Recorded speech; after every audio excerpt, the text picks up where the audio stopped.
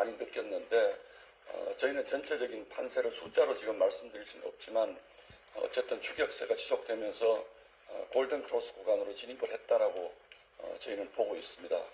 지난 사전 투표 때 호남 지역을 중심으로 투표율이 굉장히 높았는데 내일 본투표가 시작되면 저희 지지세가 더욱 확산될 것으로 판단을 하고 있고, 그래서 오늘 김문수 후보님이 제주도에서 경부선 라인을 타고 올라오시는 유세도 저희로서는 저희 지지자분들이 마지막까지 투표장에 얼마나 많이 나오시느냐, 여기에 따라서 승패가 결정되는 골든 크로스 구간이라고 저희는 판단을 하고 있습니다. 또 하나 말씀드리자면 이런 부분들의 질문이 많으실 것 같은데 이번에 사전투표의 관리 부실에 대한 우려가 굉장히 커져서 저희 지지자들이 투표에 많이 나오시지 않은 것 같다. 그래서 내일 우리 지지자들이 투표에 많이 오신다면 저희는 역전이 가능한 구간에 들어와 있다, 그렇게 판단을 하고 있습니다. 그리고 두 번째 저희가 이렇게 판단하는 이유는 지난 2주 동안 이재명 후보 본인은 물론이고 가족 전체에 대한 비도덕적 문제에 대한 국민적인 우려가 매우 커졌다. 이런 가족이 대통령 가족이 되었을 때 우리가 과거 많은 대통령들이 가족 문제로 큰 어려움을 겪었던 것처럼 이제는 가족도 충분한 검증의 대상이 되어야 된다는 데 대한 국민들의 인식이 굉장히 커졌고, 특히 그 부인의 문제 그리고 아들의 문제, 이런 부분들에 대해서 국민들이 굉장히 우려를 많이 하고 있다라는 것이 2주 정도에 확인이 됐다고 생각합니다.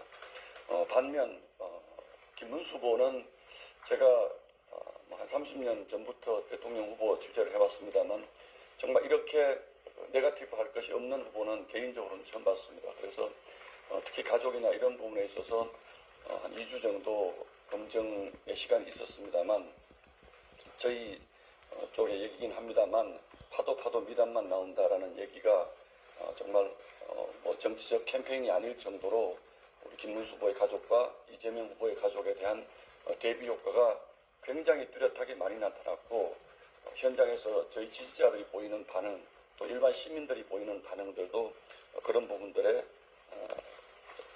맞춰졌다, 이렇게 생각을 합니다. 그래서 결론적으로 우리 국민들이 지금쯤에는 이재명 후보가 대한민국 대통령이 될 자격이 없다라는 점에 대해서 어느 정도 확신을 가지고 있다라고 생각을 하고, 두 번째는 민주당이 집권했을 경우에 입법권, 사법, 행정권을 완전히 장악한 상태에서 사법부를 압박해서 우리 이낙연 전 총리께서 말씀하시듯이 1인 독재 괴물 권력이 탄생할 우려가 높다. 이 부분에 대해서도 우리 국민들이 굉장히 한 2주 사이에 많이 주목을 하신 것 같아요. 그래서 이런 부분들이 유권자들의 표심에도 지금 많이 작용을 할 것이다, 이렇게 보고 있습니다.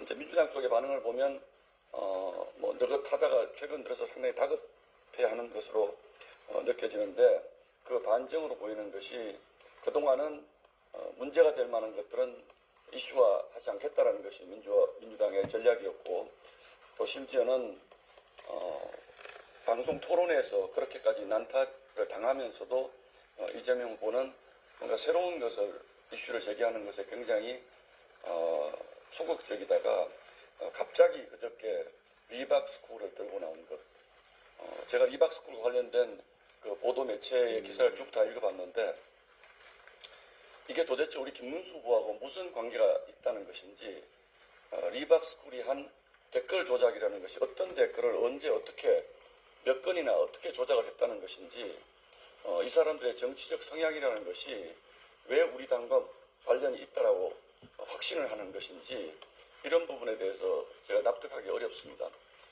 저희 당과 관련이 있다고 하는 부분이 아마 조정훈 의원이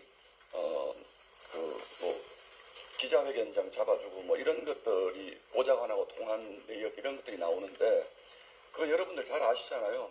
저도 사실은 잘 모르지만 어떤 분이 이런 거 가지고 우리가 기자회견을 좀 하겠으니 기자회견장 좀 잡아주세요 하면 대부분의 국회의원들은 정말로 우리가 알려진 이런 부분 아니면 잘 많이 합니다. 그래서 민주당도 다 하시잖아요. 근데 그 부분에 대해서 저는 이게 뭐 조중훈 의원의 의도를 제가 정확히는 모르지만 이런 걸 가지고 김문수 후보하고 관련이 있다라고 이렇게 단정적으로 이재명 후보가 얘기하는 것은 굉장히 위험합니다. 그리고 이런 부분들이 또 하나는 과거에 3년 전 대선에서 대선 사흘 전에 엉터리 녹취록을 보도해서 막판 대선판을 굉장히 흔들어 놓았던 그 매체가 했던 것을 그대로 지금 이재명 후보가 받아서 하는 것이잖아요.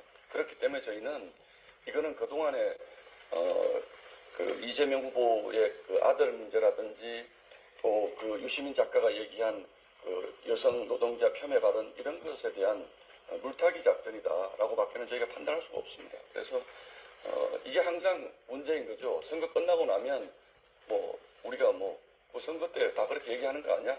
이렇게 얘기하는 것이지만 이런 것이야말로 이재명과 민주당이 보여주고 있는 아주 구태정치라고 저희는 생각을 하고 있습니다. 그리고 어제 대장동 검사가 조작을 했다라고 어제 갑자기 들고 나왔는데 이것도 그렇습니다. 왜 그러면 그동안에는 대장동 검사가 조작했다는 그 내용들을 보면 정영학 회사가 원가가 얼마고 복잡하게 써놔서 이게 검증이 매우 어렵게 그 발언의 검증 자체를 매우 어렵게 만들어 놨습니다. 그러니까 의혹 제기만 하고 선거 끝나는 거죠. 전형적인 수법입니다. 이게 문제가 있었다면 왜 진작 얘기 안 했습니까? 왜 대선 이틀 전에 그 얘기를 합니까? 그래서 이런 부분들이 민주당이 얼마나 다급하면 이렇게 할까라는 생각이 들고, 두 번째는 대장동 문제를 그렇게 얘기하는 걸 보면 이재명 후보가 대통령 되면 대장동 문제, 대장동에서 엄청난 비리가 있었던 부분들을 검사의 조작으로 몰고 가겠구나라는 강한 확신이 들었습니다. 그래서 이게 이재명이 대통령이 되면, 이재명 후보가 대통령이 되면 민주당이 집권하면 대한민국이 있는 죄를 없애는 나라가 되겠구나. 대한민국이 삼권 분립이 무너지는 괴물 독재국가가 되겠구나라는 것을 우리 국민 여러분들께서 좀 직시해 주셨으면 하는 바람이 있습니다. 이게 문제였다면 그동안 대장동 재판이 여기까지 진행이 됐는데 왜 한 번도 이런 문제가, 그 내용들 잘 읽어보셨잖아요. 원가가 얼마나 복잡합니다. 그래서 저도 이 부분을 옛날의 기억을 되살려서 뭔가 재구성해서 반박을 해보려고 하지만 이게 지금 시간이 너무 급박한 상황이고, 이게 논리적 반박을 어려운 시기에 뭔가 의혹을 제기해서 선거 국면을 그냥 의혹 제기와 로 끌고 가는 민주당의 전형적인 물타기 수법입니다. 이 두 가지. 그 두 가지 점이 민주당이 굉장히 지금 상황을 위험하게 보고 있구나라는 느낌을 가집니다. 그래서 저는 이런 객관적인 정황들, 저희가 현장에서 느끼는 것들, 이런 것들을 다 감안하면 비록 이제 하루밖에 시간이 남지 않았습니다만 김문수 후보의 이 상승세는 투표가 끝나는 순간까지 계속 이어질 것이다라는 생각을 하고